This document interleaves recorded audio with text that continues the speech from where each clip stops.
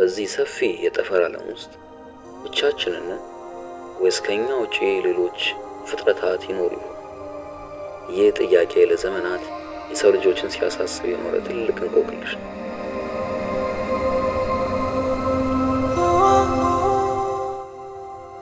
ነገር ግን እንደ አውሮፓውያን አቆጣጠር ኦገስት 15 በ1977 አንድ ያልተጠበቀ ነገር ተከሰተ። ለ72 ሰከንዶች ያህል ከአንድ ራቅ ያለ የከዋክብት ስብስብ ኮንስቴሌሽን ለየት ያለ የራዲዮ ራዳር ሲግናል ወደ ምድር መጣ። ይህ ሲግናል እስከ ዛሬ ድረስ ሳይንቲስቶችን ግራ ያጋባ ዋው ሲግናል ተብሎ የሚጠራ ታላቅ ምስጢር ነው።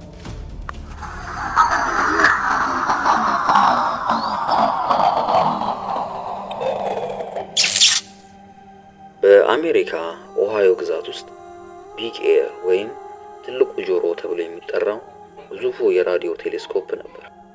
ስራውም ከጠፈር የሚመጡ የራዲዮ ሞገዶችን ማዳመጥ ነው። በዚያች ዕለት ቴሌስኮፑ ወደ ሳጂታሪየስ የከዋክብት ስብስብ አቅጣጫ ዞሮ ነበር።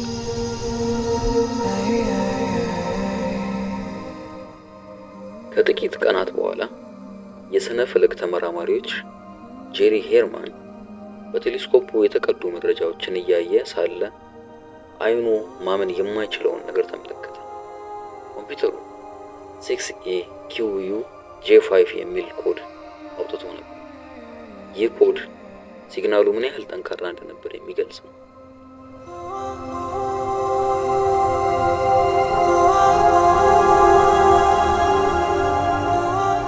ጄሪ በድንጋጤና በመገረም በወረቀቱ ጠርዝ ላይ ዋው ብሎ ጻፈ። ከዚያን ጊዜ ጀምሮ ይህ ሲግናል የዋው ሲግናል ተብሎ መጠራት ጀመረ።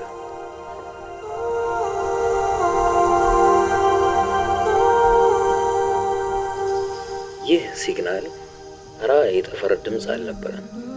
ለምን ቢሉ በተፈጥሮ የሚመጡ የጠፈር ድምጾች በሰፊ የሞገድ መስመር ነው የሚመጡት። ይህ ግን ልክ እንደ ሰው ሰራሽ ራዲዮ በአንድ መስመር ላይ ያተኮረ ነበር።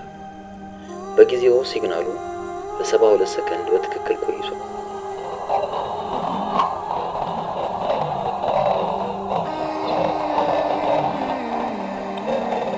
ቴሌስኮፑ በምድር መሽከርከር ምክንያት ያንን ቦታ ሊያየው የሚችለው ለ72 ሰከንድ ብቻ ነበር። ይህ ማለት ሲግናሉ በትክክል ከአንድ ቋሚ የጠፈር ቦታ የመጣ መሆኑን ያረጋግጣል።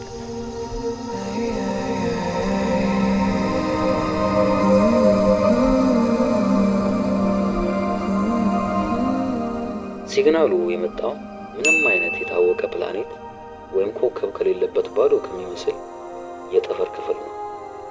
ታዲያ ማን ሊልከው ይችላል?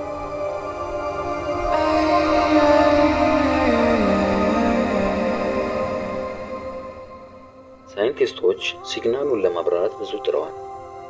ምናልባት ከምድር ሳተላይት የተመለሰ ድምፅ ይሆን ወይም የኮመንት ጋዝ ይሆን ብለው አስበው ነበር። ነገር ግን አንዳችም ንድፈ ሐሳቦች ሲግናሉን ሙሉ በሙሉ ሊያብራሩት አልቻሉም።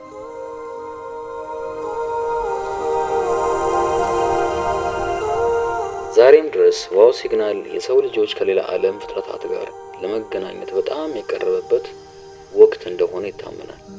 ምናልባት በእውነትም ሌላ ስልጣኔ እዚህ አለን ብሎ ሰላምታ ልኮልን ይሆን ወይስ እስካሁን ያልተረዳነው የተፈጥሮ ክስተት?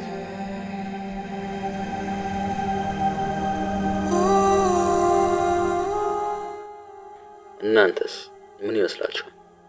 የሲግናል የኤሊያን መልእክት ነው ወይስ የቴክኒክ ስህተት? ሀሳቦቻችሁን በኮሜንት መስጫ ላይ አስፍሩልኝ።